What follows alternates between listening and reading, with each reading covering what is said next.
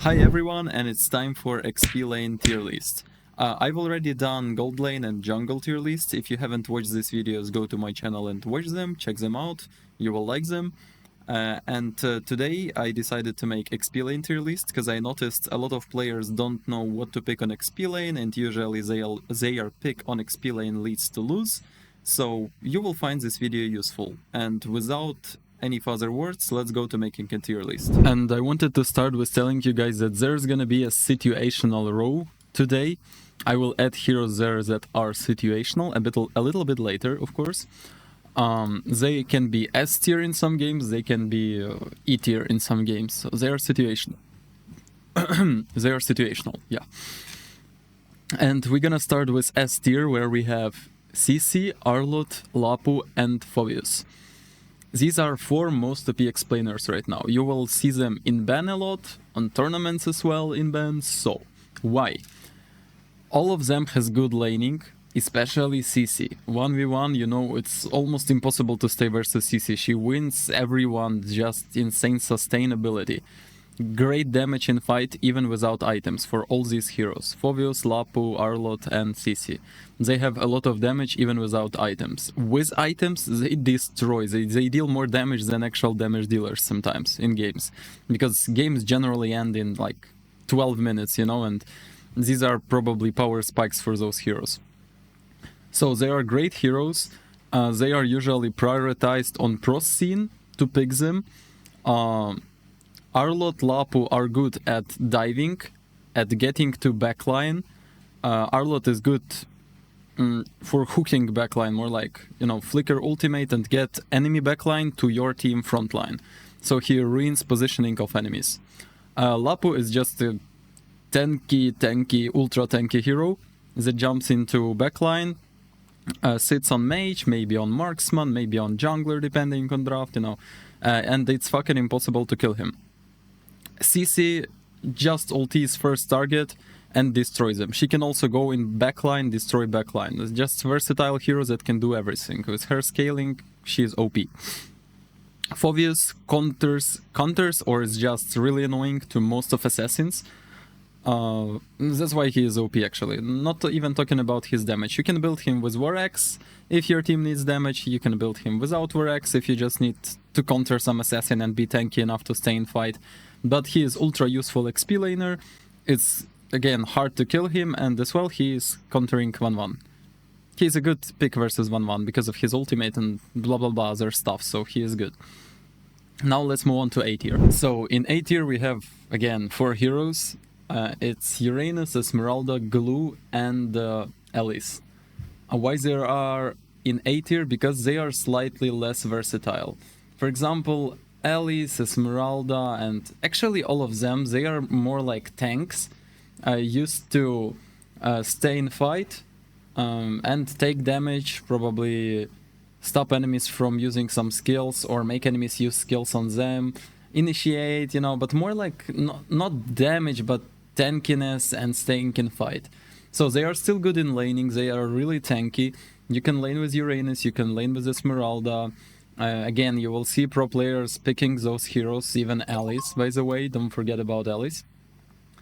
So yeah, they are A tier heroes. Moving on to B tier, we have here 5 heroes, which are Gatotkacha, Yuzhong, Lucas, Terizla, and Hilda. Why they are not in SA or A tier? Because they have some certain problems. For example, Gatotkacha cannot win laning 1v1, and of course he can lose laning to some heroes in S or A tier. As well, he is quite slow in roaming through map, like rotating, and his ultimate cooldown is really long, so obviously he's not gonna be so OP. Yuzhong and Lucas have almost the same problems. They both can lose lanes to more OP heroes, like to Uranus or to like CC, for example. I know you guys in comments will say to me that, but I win Esmeralda with Yuzhong. Probably because your Esmeralda is some fucking epic. Okay? If a good Esmeralda will face a good Yuzhong, Esmeralda will always win lane. And there is no question about it. You will just win lane.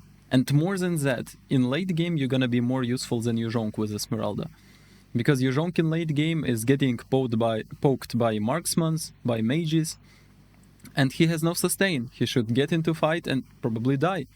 While Esmeralda can continuously heal. And yeah, that's what makes Esmeralda better than Yuzhong.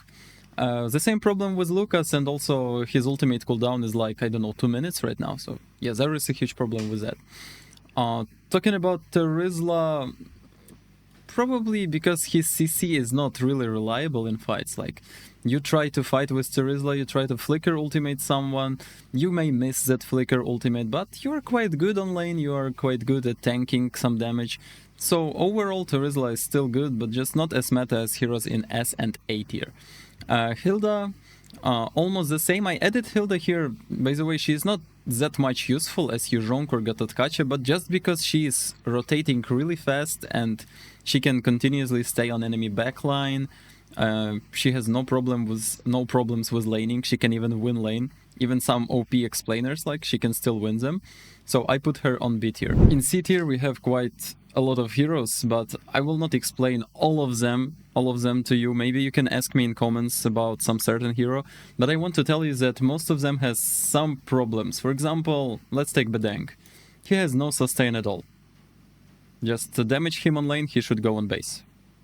Just there is no way he can stay in fight, right? Right.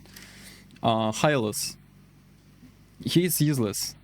I mean, what he can do on XP lane in fight, I don't know.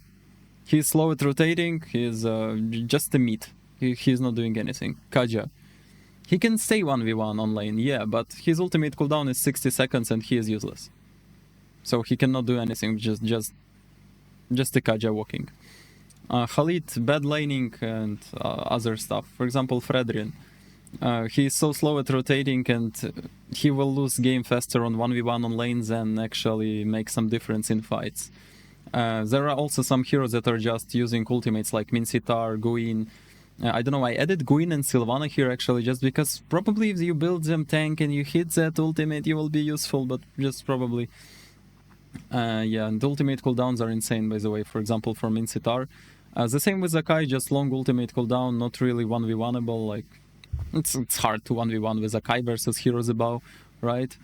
I even added Balearic here, because he's the same kind of hero on XP lane. He's the same kind of hero that just is useless but has that one ulti and great. So yeah, most of these heroes have some disadvantages. I also added Ruby here because she needs a lot of items, even though she has good sustain. She has good like low cooldown. She can make a difference in team fights countering assassins, but the problem is that she needs a lot of items, and before it she is useless. She really needs items. Without items it's only 2 stuns that she can accidentally miss and die after. So yeah, let's move on to B tier. D tier actually. Okay, so in D tier we have all the possible damage heroes that are useful in early game. So these heroes are actually shit, but they can win lane and then destroy enemies. If you feed them, they will destroy you. But at the same time, heroes above don't give a fuck about those heroes. That's the problem with them. If they're not gonna win 1v1, which is what's gonna happen usually, they're gonna be useless. So all these heroes like Leomord, Julian, Alucard, Freya, and blah blah blah blah blah blah blah. If they do not win early game, they have no potential in team fights. They are useless. Basically nothing, like, they can not do anything significant in fight with their skills. That's why most of these heroes will be jungle better than XP lane. Because they can farm creeps actually really good with this early damage they have. But heroes above are tanky enough, have sometimes even more damage in early game, like CC, I don't know. And they can win them and make them useless. And your team gonna play without XP lane.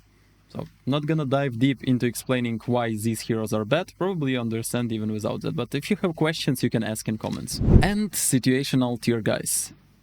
Here we have assassins, I will move it like this. So first of all, Xborg, you know when to use Xborg. When enemies are quite tanky, you don't really need to dive into them, you just need to deal damage to them, then Xborg is great. Now assassin heroes, Masha, Joy, Bane and Paquito. 4 heroes that can be assassins, can be good assassins on XP lane. possibly. If you pick them right, because it's situational tier, if you pick them right, they're gonna make a difference. If you pick them in bad draft, where they are useless, they're gonna be E tier, somewhere near this owls. So do not overuse them. And Baxia, of course. It's a flex hero that can be used in roam, in jungle, in XP lane. So in some situations, you may go Baxia. Yeah, and that's all for this tier list, guys. And that's actually everything I can tell you about XP lane right now. Follow me, I will do later mid lane and roam tier list. Don't forget to check out the gold lane and jungle tier lists. And yeah, write your questions in comments if you have any. Good luck in your games, see you later on my stream or in the next video. Bye!